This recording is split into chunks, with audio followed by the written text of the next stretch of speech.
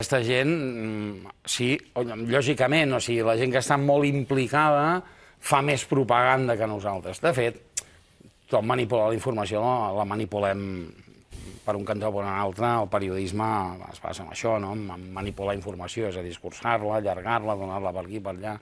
Vull dir que certament hi ha una gent que fa propaganda, però hi ha molts periodistes locals que han estat molt poc homenatjats, i això sobretot a Llatinoamèrica, ha sigut Guatemala, Salvador, en els anys d'usos, que són gent, milers de periodistes que han pagat. Era fàcil pensar que realment podrien. Però, bueno, va ser un error de càlcul que vam cometre alguns que se'ns diuen especialistes en l'Orient Mitjà.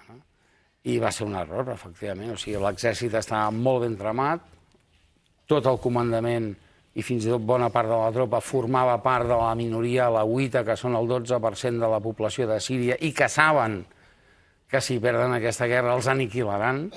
Aquestes són les normes del Pròxim Orient, i per tant defensaran a mort el règim.